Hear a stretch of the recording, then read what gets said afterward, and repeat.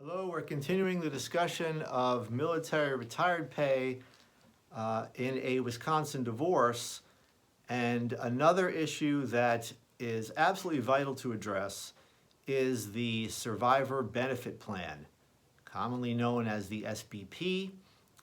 What this does is provide the ex-spouse with a percentage of the service member's benefit, 55% of a defined benefit, if the service member dies. So the first thing to be aware of regarding this benefit is if it is not included in the divorce judgment and the qualified domestic relations order, then it cannot be awarded to the ex-spouse.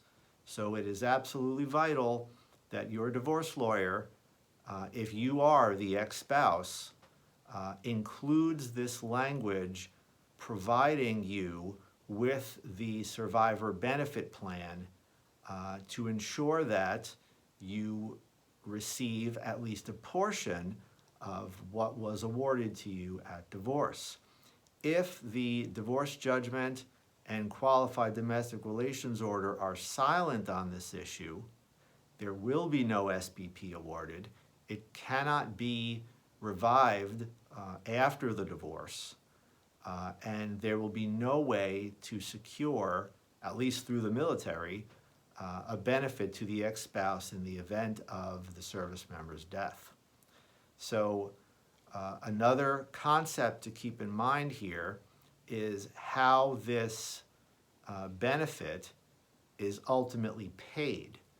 So there are certain regulations that indicate that it cannot be reduced from the service member's pay. So the way that is usually handled is that upon divorce, the service member's military retired pay is given a dollar value. And then that is usually done by a skilled financial evaluator. And in coming up with that dollar value, the evaluator will determine if there is a survivor benefit plan to be awarded, there is a cost for that. And therefore, the ex-spouse usually bears that cost because it can't be removed from the benefit on a monthly basis or removed from the service member's benefit. What happens is the ex-spouse usually receives a little bit less of the sort of the lump sum dollar figure of the calculation in order to account for the ex-spouse's contribution to receive this survivor benefit plan. The concept of this benefit for the ex-spouse, or at least the concept of having the ex-spouse pay for it, is that the service member obtains no benefit from maintaining the SBP for the ex-spouse. And in fact, once it's awarded to the ex-spouse, it can't be changed. And if the service member remarries, the new spouse will not be able to be named as a survivor of the service member's retired pay. So this is a very important issue for the service member, and therefore if the ex-spouse is going to obtain this benefit, in most cases he or she is required to, in essence, pay for it. And as I discussed, the way that it's paid for is by reducing that spouse's benefit from the calculation done at the time of divorce. The other very important issue to keep in mind in this situation is the strict time limits for election of this benefit.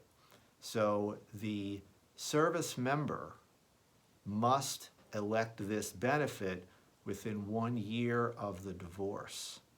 And it's done by filling out Form 2656.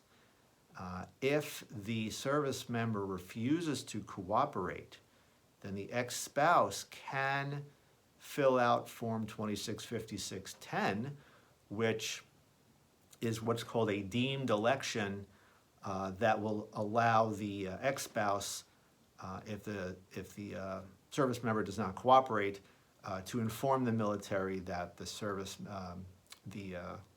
survivor benefit plan should be applied to the ex-spouse. It is vital that your divorce lawyer ensure that this document, either form, is filed within the time limits, because once those limits passed, there is, in essence, no going back. They are hard and fast limits. And so my recommendation is to include a section in the actual divorce judgment indicating that the member must file this form immediately, and then, to be safe, having the ex-spouse ready to do it as well if that form is not filed by the service member within a very short time after the divorce. Otherwise, again, because those time limits are strict, that benefit may be lost forever. And as I've said many times, both spouses have a right to know what he or she will be at least estimating to receive in the future.